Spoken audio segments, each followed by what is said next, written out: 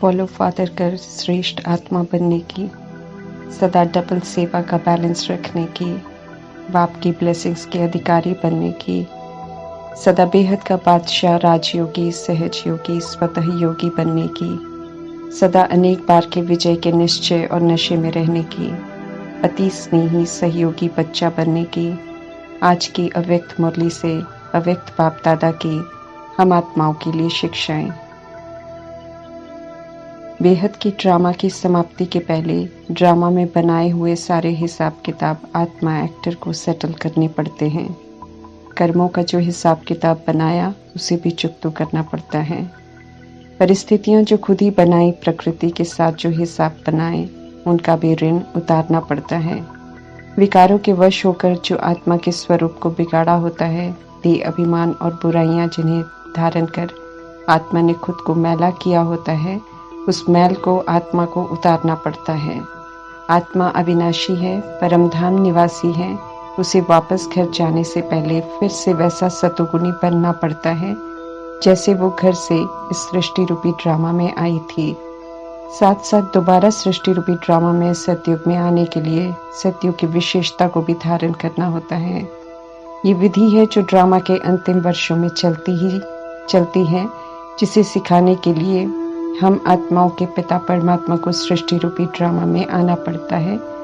जब आत्माएं और सृष्टि दोनों पूरी तरह पतित बन जाती हैं, ऐसे विशाल परिवर्तन के लिए सर्वशक्तिमान परमात्मा हम आत्माओं को अनादि आदि की स्मृति, ड्रामा के आदि मध्य अंत का राज बताकर स्व परिवर्तन करने की समझ देते हैं।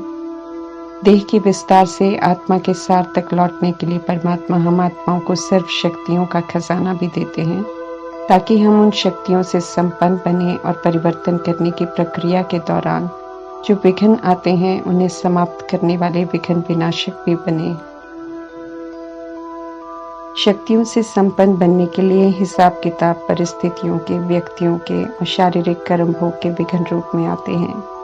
अपने ही द्वारा बनाए हुए हैं, इसलिए परमात्मा तीनों काल का और कर्मों की फिलॉसफी का राज बताकर हर विघ्न को स्वीकार करते हुए, बिना रिएक्ट किए, बिना रिजेक्ट किए, भिन्न भिन्न शक्तियों को यूज कर उन्हें पार करते हुए दुआओं के साथ हिसाब किताब को क्लोज करने की समझ देते हैं। इस विधि से परमात्मा ड्रामा के अंतिम विकराल रूप के सृष्टि परिवर्तन के समय के लिए पहले से ही शक्तियों को समय पर यूज कर उनसे संपन्न बनाते हैं, ताकि अंतिम हलचल के समय भी हम सब स्थिर रहें और शक्तियों को यूज कर विजयी बने। परमात्मा ये स्पष्ट करते हैं कि जो इस समय सर्व शक्तियों से संपन्न है वही विघ्न विनाशक बन सकते हैं। विघ्न विनाशक आत्माएं विघ्नों के प्रभाव में नहीं आ सकती हैं, इसलिए कहते हैं कि विघ्न विनाशक के आगे कोई भी विघ्न आ नहीं सकता है। विघ्नों को ये शक्ति स्वरूप बनकर पार कर लेते हैं। परमात्मा स्पष्ट करते हैं कि 8 मुख्य शक्तियों में से अगर एक भी शक्ति की कमी होगी तो अंतिम विघ्नों के प्रभाव में आ जाएंगे। प्रभाव में आने वाले फिर खुद से युद्ध करते हैं और विघ्न विनाशक बन नहीं सकते हैं। इसलिए परमात्मा चेक करने को कहते हैं कि सर्व शक्तियों का स्टॉक भरपूर है, अर्थात क्या हमने उन्हें समय पर परिस्थितियों में यूज कर सफलता प्राप्त की है। सर्व शक्तियों का वर्षा जो परमात्मा से मिलता है उसे लिया है। स्टॉक को भरपूर कर फिर उसकी स्मृति के रूहानी नशे में भी रहना है कि सर्व शक्तियाँ मेरा वर्षा है, मैं मास्टर सर्व शक्तिवान हूँ। मास्टर माना मैंने शक्तियों को यूज कर उन्हें अपना बनाया है। अब इन्हीं विघ्नों में स्वतः ही यूज कर मैं उन्हें पार कर सकती हूँ। सोचना नहीं पड़ेगा कि कैसे करूँ, क्या करूँ, बल्कि अब तो शक्ति होने के कारण कोई भी विघ्न ठहर नहीं सकता है। अंतिम के विकराल परिवर्तन की दृश्य को देखते हुए सेवा पर रहने के लिए परमात्मा ने रूहानी सेना तैयार की है और सिर्फ शक्तियों से संपन्न होने की समझ दी है। अंत में 8 पेपर आएंगे और 8 ही पेपर को पास करने के लिए अष्ट शक्तियों के वरदान दिए हैं और समय समय पर परमात्मा उनकी स्मृति दिलाते रहते हैं ताकि हम उन्हें चेक करते रहें। अंतिम 8 पेपर से परिचित कराते हुए परमात्मा ने स्पष्ट किया है कि माया रूपी 5 विकार काम क्रोध लोभ मोह अहंकार द्वारा पेपर आएगा। 5 ही विकार हमला करेंगे। पांचों तत्वों अर्थात धरती, आकाश, जल, वायु, अग्नि अर्थात प्रकृति द्वारा पेपर आएगा। प्रकृति के द्वारा बने हुए साधनों के न प्राप्त होने का पेपर होगा। लौकिक परिवार के द्वारा भी पेपर आएगा। संबंधी जिन्हें हम अपना समझते हैं, समय रहते उन्हें अलौकिक में परिवर्तन कर परमात्मा की अमानत समझकर भाई भाई की दृष्टि का संबंध बुद्धि से नहीं बनाया होगा तो इनसे धोखा मिलेगा और ये तंग करेंगे। अलौकिक परिवार के द्वारा भी पेपर आएंगे। संकल्प बोल कर्म से जो भी हिसाब बनाया है उनसे वो भी तो चुकतू करना होगा। इवल सोल भटकती हुई आत्माओं द्वारा भी पेपर होगा। इसलिए मनसा सेवा में परमात्मा कहते हैं कि शुभ भावना से उनके लिए भी दुआएं करते रहो, उन्हें भी मुक्त करने की सेवा करनी है। डरना नहीं है क्योंकि वे भी आत्माएं हैं, परंतु दुर्भाग्यवश अपने उल्टे कर्मों के कारण भटक रहे हैं। शारीरिक कर्म भोग के द्वारा पेपर आएंगे। उल्टा खाया पिया, शरीर से किया हुआ उल्टा कर्म, दैहिक दृष्टि से देखा, सुना, बोला, सब उन कर्मेंद्रियों द्वारा भोगना पड़ेगा। अगर समय रहते हमने इन्हें सिविल नहीं बनाया होगा तो रहन सहन, आहार, विचार सात्विक नहीं बनाया होगा, तामसिक खाया होगा, जरूरत से ज्यादा या लालच कर खाया होगा, सब शारीरिक रोग के द्वारा चुकतू होगा। गंदी दृष्टि वृत्ति वाली आत्माओं के द्वारा भी पेपर होगा। संपूर्ण पवित्र नहीं बने होंगे, देह का भान और अभिमान नहीं छोड़ा होगा, अपनी देह के प्रति दूसरों का ध्यान खिंचवाया होगा, चाहे अपने पहनावे से या किसी भी तरह से कोई देह की तरफ आकर्षित हुआ होगा तो गंदी वृत्ति दृष्टि वाले पेपर जरूर लेंगे।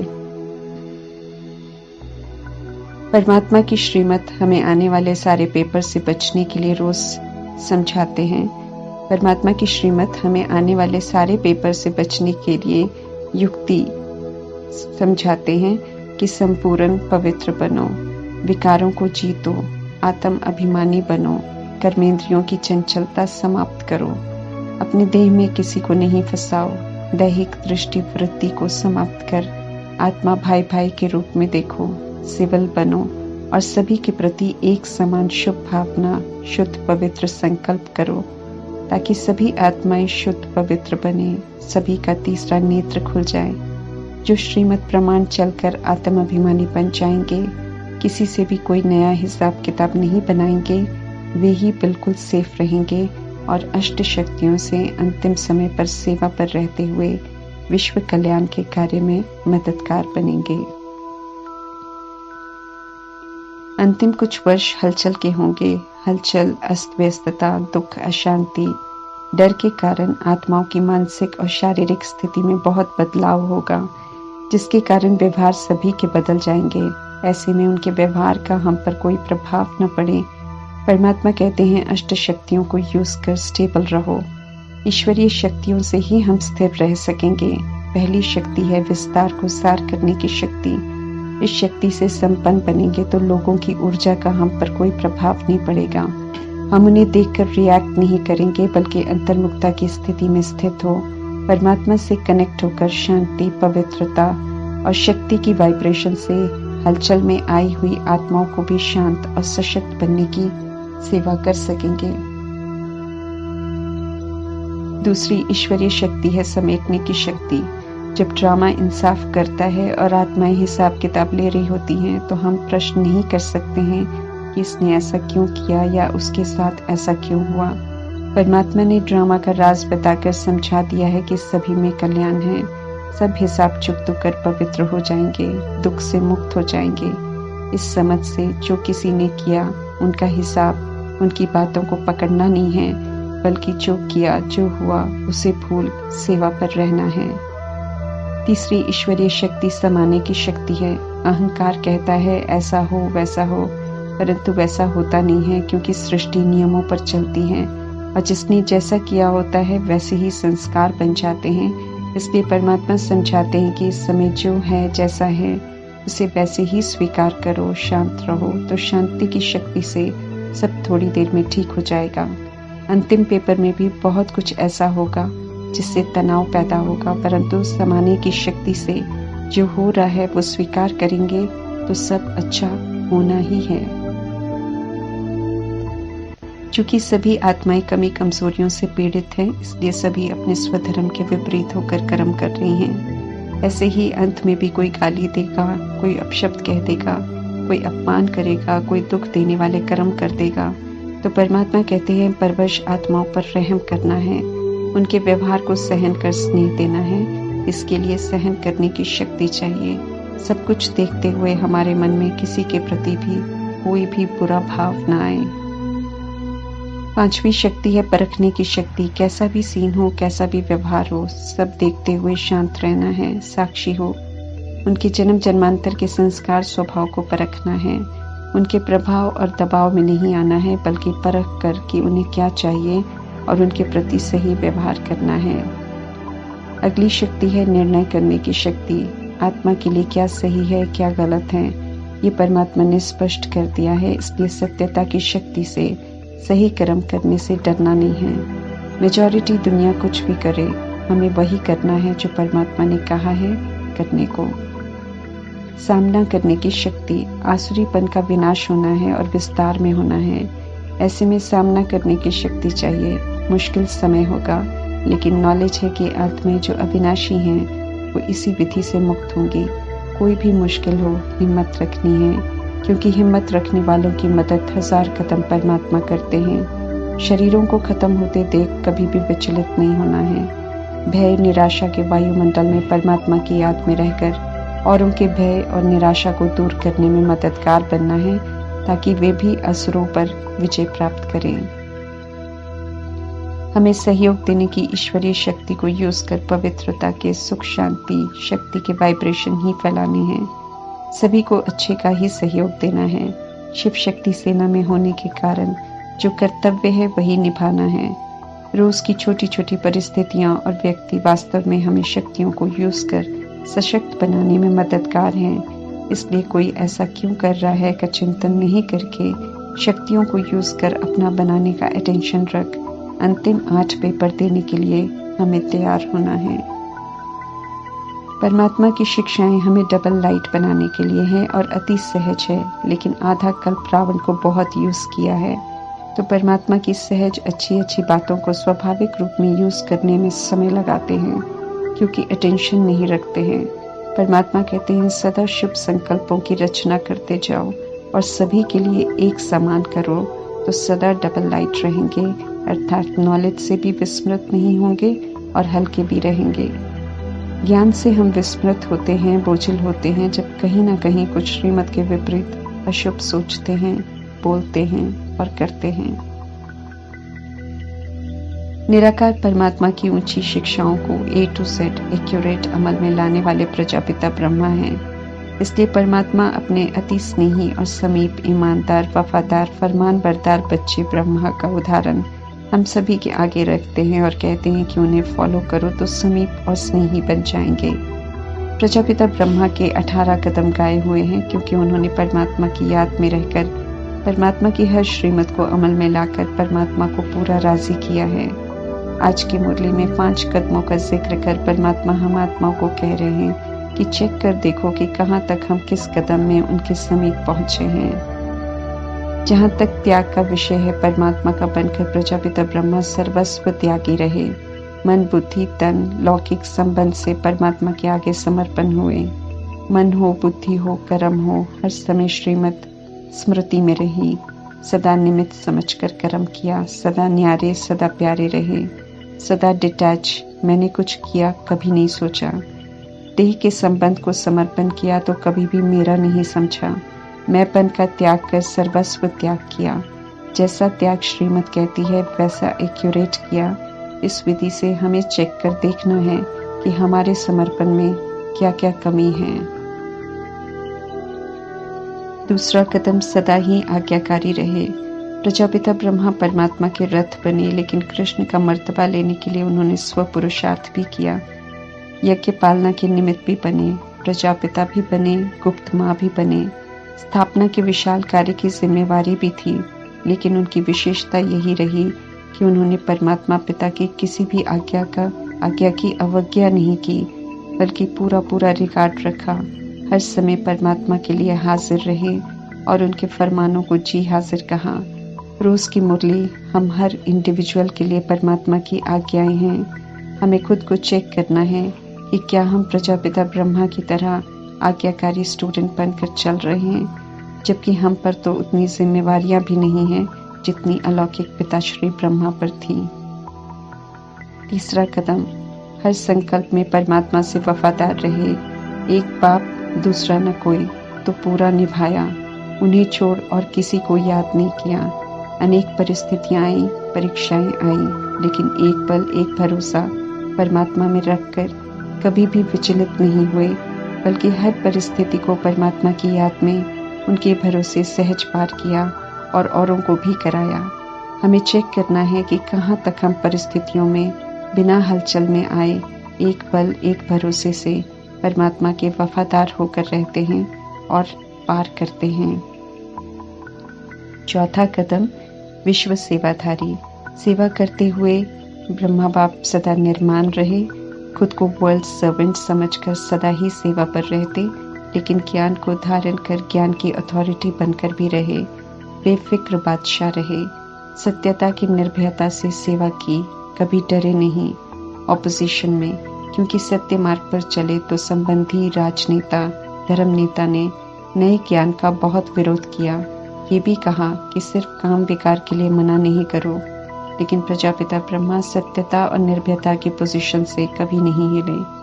वर्ल्ड सर्वेंट बनकर निर्माण रहे, लेकिन ज्ञान की अथॉरिटी को कभी नहीं छोड़ा। निर्माण निमित्त बेहद के भाव की विधि से सेवा में सफलता प्राप्त की। उस समय विरोध करने वाले, गाली देने वाले भी अब मन से झुकते हैं। हम आत्माएं कितना वर्ल्ड सर्वेंट बन सेवा करते हैं, कितना निर्माण रहते हैं, कितना निमित्त बन और निमित्त भाव के साथ सत्यता और निर्भयता की पोजीशन में अचल रहते हैं, ये हमें चेक करना है और त्रुटियों को दूर करना है। पांचवा कदम, कर्म करते हुए प्रजापिता ब्रह्मा सदा करावनहार की स्मृति से कर्म बंधन मुक्त रहे, कर्म के संबंध से सदा मुक्त रहे, कभी किसी के प्रभाव लगाव दबाव में नहीं आए। शरीर के बंधन से सदा मुक्त फरिश्ता कर्मातीत रहे। सेकंड में नष्ट मोहा, सेकंड में स्मृति स्वरूप परमात्मा के समीप और समान बन जाते। ऐसा ही लक्ष्य परमात्मा ने हम आत्माओं को भी दिया है। स्मृति स्वरूप नष्ट मोहा हमें भी बनना है, जिसके लिए अभी से कर्म बंधन मुक्त और कर्म संबंध मुक्त होकर रहना है। परमात्मा कहते हैं कि बहुत काल का अभ्यास चाहिए। अचानक हम स्मृति स्वरूप और नष्ट मोहन नहीं बन सकते हैं। इसलिए चेक करना है कि ट्रस्टी बनकर हम कितना कर्म बंधन और कर्म संबंध मुक्त बने हैं। कितने कदमों में अभी तक हमने फॉलो किया है, देखना है। समर्पित हुए हैं तो सर्वस्व सहित समर्पित हुए हैं, ये चेक करना है। संकल्प, स्वभाव, संस्कार, नेचर में हम कहाँ तक बाप समान बने हैं। बाप के स्वभाव की तरह आत्मिक भाव बना है। बाप समान स्नेह, प्रेम, उदार दिल के संस्कार बन गए हैं। उदार दिल वालों को ज्यादा फायदा, ज्यादा सहयोग, ज्यादा सफलता मिलती है। छोटे दिल वालों को मेहनत ज्यादा करनी पड़ती है, सफलता कम, सहयोग कम, बरकत कम होती है। विश्व कल्याणकारी बनना है, इसलिए सभी को अपना समझना है और सभी की सेवा करनी है। बेहद का भाव रखना है, सभी अपने हैं, भेदभाव नहीं रखना है। कोई पराया नहीं है, सभी आत्माएं परमात्मा के बच्चे हैं। स्व परिवर्तन के लिए सर्ववंश सहित हद के मेरे को समाप्त करना है और बेहद के बादशाह बनना है। बेहद की खुशबू वाले ही अभी भी बाप समान और समीप बनते हैं और भविष्य में भी हर जन्म प्रजापिता ब्रह्मा के समीप रहेंगे। हमें न हद के संस्कार बनाने हैं, न एक दो को फॉलो करना है, क्योंकि सब अभी पुरुषार्थी हैं। परफेक्ट सिर्फ ब्रह्मा बने हैं कर्मों में, तो हमें कर्मा में सिर्फ उन्हें फॉलो करना है। यही परमात्मा का फरमान है। कलयुग में व्यर्थ बोल यूं ही निकल जाते हैं, आम बात है, परंतु परमात्मा के बच्चे स्टूडेंट्स बन जाते हैं तो परमात्मा बोलने की तहजीब सिखाते हैं और डबल अटेंशन रखने को कहते हैं, और फिर सच्चे बाप के बच्चे होने के नाते सच्चाई और सफाई से अपना चार्ट स्वयं ही रखने को कहते हैं। हमें सिर्फ शुभ, सकारात्मक, कल्याणकारी बोल बोलने हैं। दूसरी सावधानी है कि सेवा करनी है, लेकिन स्वस्थिति का भी हमें ध्यान रखना है, दोनों का बैलेंस रखना है। अटेंशन और अभ्यास से स्व सेवा फिर पर सेवा हो। स्वस्थिति हमारी कभी ना हिले, कमजोर हमें नहीं बनना है, बैलेंस रख आगे बढ़ना है। ब्राह्मण बनते हैं तो आगे बढ़ने के लिए हमारे निजी संस्कार हैं सदा अटेंशन, सदा अभ्यास करते रहना और सदा ही किसी भी तरह की टेंशन से मुक्त रहना।